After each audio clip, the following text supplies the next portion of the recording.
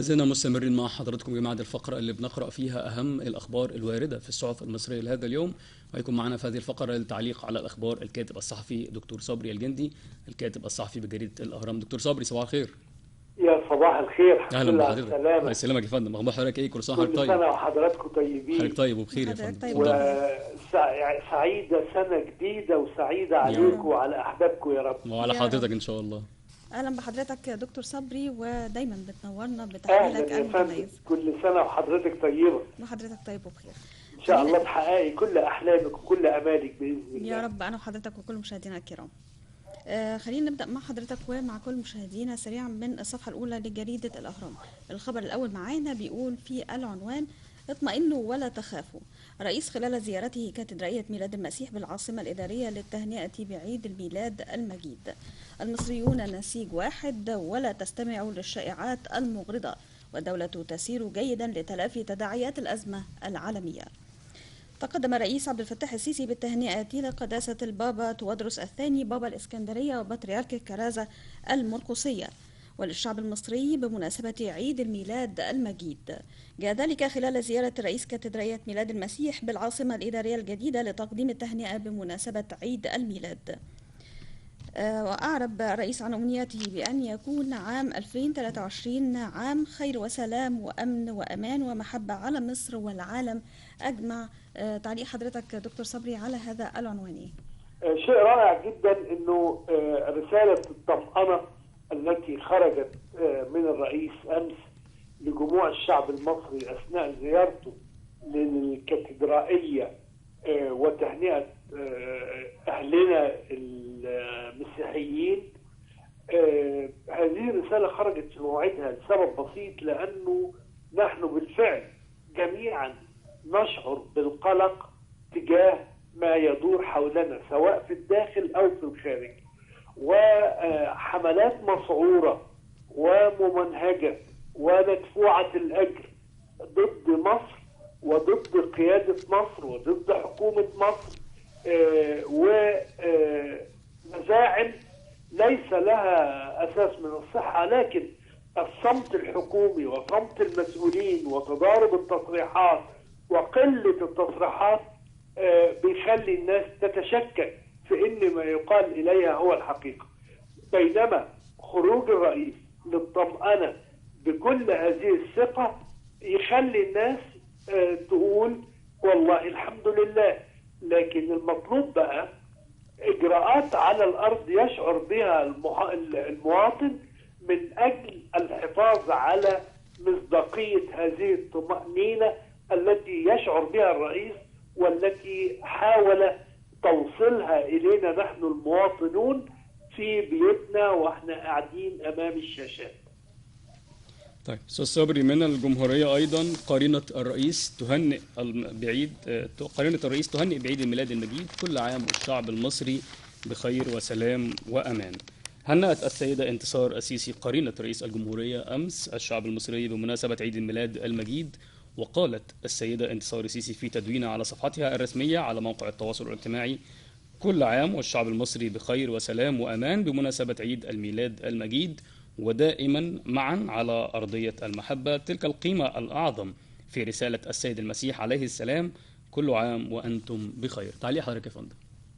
شيء رائع أن تتوجه السيدة انتصار السيسي حرم السيد رئيس الجمهورية بالتهنئة لجموع الشعب المصري. هي تهنئ المصريين، لا تهنئ فئة من أبناء الشعب صحيح. المصري، تهنئ جموع المصريين، وهي تهنئة خالصة وصادقة ومتكررة.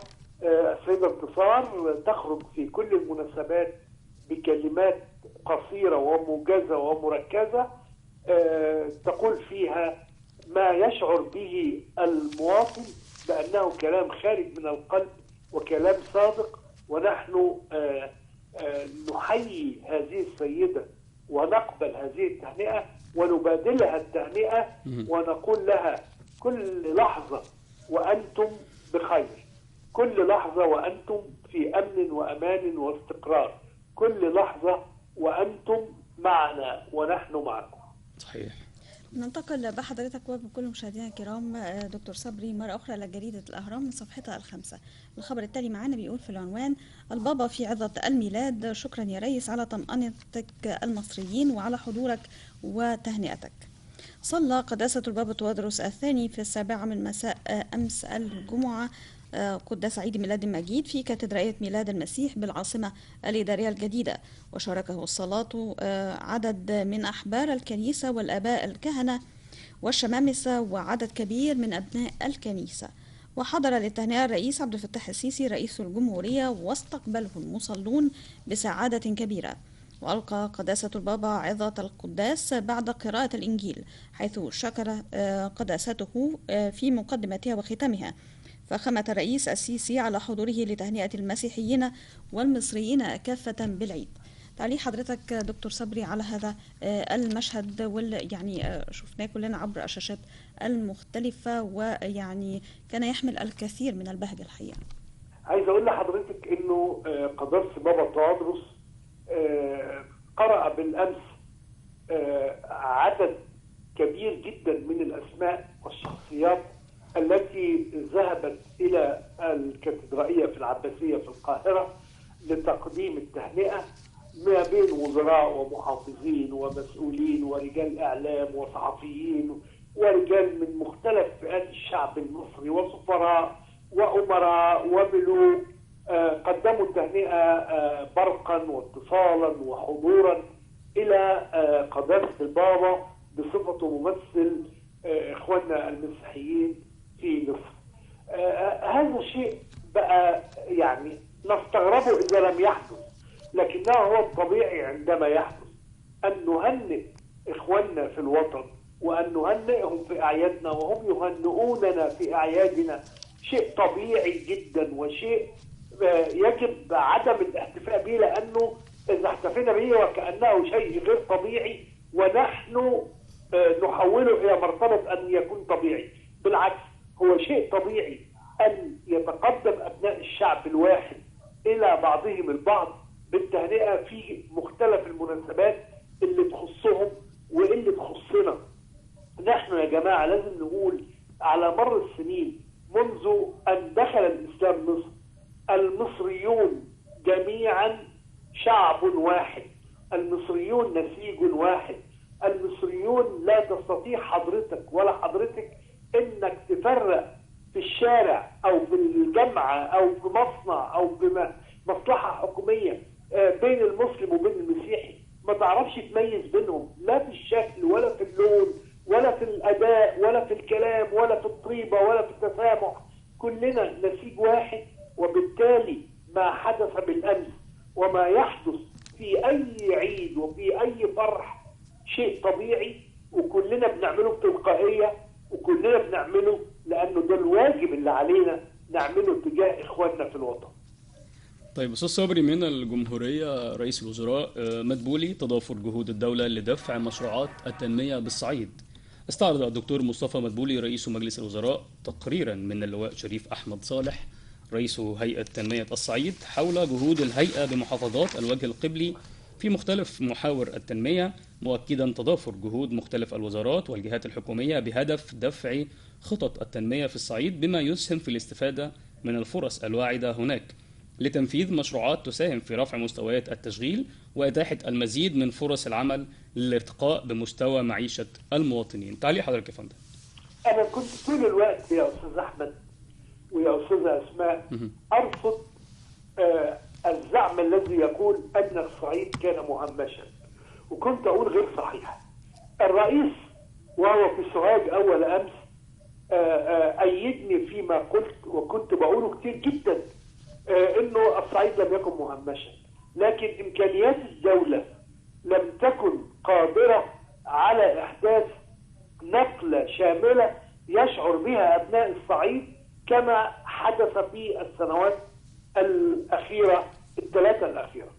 الصعيد يشهد الآن تطور غير مسبوق في إطار مبادرة الرئيس عبد الفتاح السيسي حياة كريمة. زي ما قلت لحضرتك، لو تذكر حضرتك وحضرتك تذكري إن أنا قلت أن حياة كريمة هي أول مشروع حقيقي لإعادة تطوير الريف المصري منذ محمد علي. بقول هذا الكلام منذ إطلاق المبادرة، أنه أول تطوير شامل وجذري وحقيقي للريف المصري شماله وجنوبه بحري والصعيد منذ عصر محمد علي. وبالتالي الذي يحدث في الصعيد الآن هو خطة تنموية شاملة مدروسة مخططة مكتوب تكلفتها بالجنيه كام.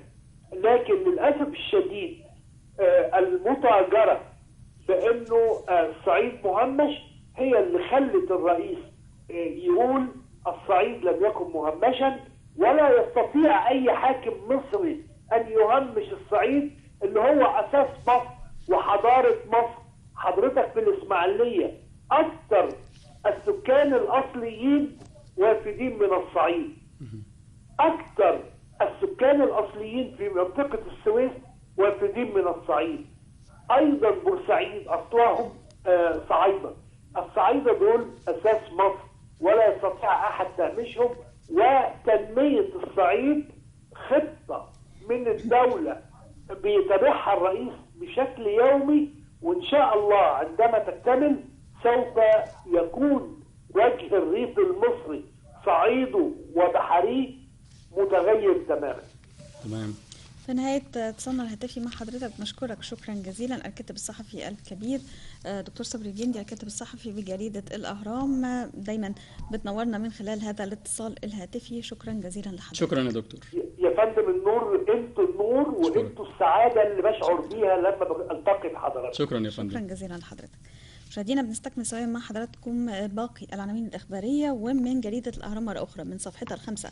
الخبر التالي معنا بيقول في العنوان: خطة طوارئ بالمستشفيات الجامعية. وجه الدكتور أيمن عاشور وزير التعليم العالي والبحث العلمي وجه برفع حالة الاستعداد والطوارئ ب21 مستشفى جامعي ضمن خطة التأمين الطبي لاحتفالات عيد الميلاد المجيد. وشدد الوزير على تواجد الفئة الجامعية وزيادة عدد الأطباء المناوبين بأقسام الاستقبال والطوارئ والأقسام الحرجة بهدف توفير العدد اللازم من الطواقم الصحية خلال فترة العيد، مشيرا إلى تجهيز فرق احتياطية. وأكد كذلك الوزير بتوافر المستلزمات الطبية وأدوية الطوارئ إلى جانب توافر احتياطي من كافة فصائل الدم. من الجمهورية: القباج في افتتاح المعرض العربي للأسر المنتجة بقصر القبة. 2.9 مليون مستفيد والدولة توفر لهم التدريب والتسويق. 30 وحدة تعليم بالجامعات و3 مليارات جنيه قروضا للمشروعات. أعربت دكتور نيفين القباج وزيرة التضامن الاجتماعي عن سعادتها بتنظيم الوزارة للمعرض العربي للأسر المنتجة بيت العرب تحت رعاية السيد الرئيس عبد الفتاح السيسي بقصر القبة بالتنسيق والتعاون مع الجامعة العربية لتبادل الخبرات في مناحي الحياة خاصة الاقتصادية والاجتماعية والخروج من دائرة الفقر والحفاظ على التراث وفتح المجال أمام الأسر المنتجة لفرص تسويقية لمنتجاتها إقليميا وعالميا، خاصة أن المنتجات تتسم بالموروث المتعدد فجميع الحرف التراثية وراءها سنوات من التعلم. وآخر خبر معنا في فقرة الأخبار مشاهدينا الكرام خبر رياضي بالطبع، بيقول كما سيظهر أمامنا الآن على الشاشة: اليوم في الدوري الاتحاد والمصري لقاء ناري. يلتقي اليوم في 5 مساء فريق الاتحاد السكندري والمصري على ملعب برج العرب بالإسكندرية ضمن الأسبوع 12 من مسابقة الدوري العام. يدخل زعيم الثغر والمصري البورسعيدي اللقاء وعين كل منهما على 3 نقاط. يحتل الاتحاد السكندري المركز السادس برصيد 81 نقطة، وقد خسر في آخر مبارياته أمام إنبي بعدما خاض 11 مباراة، فاز في 6 لقاءات وخسر 5 أخرى. كده مشاهدينا تكون انتهت فقرتنا لأهم الأخبار اللي بنقرأ في أهم الأخبار الواردة في الصحف المصرية لهذا اليوم. خلينا نطلع نتابع مع حضراتكم هذا التقرير ونرجع تاني. خليكم معنا.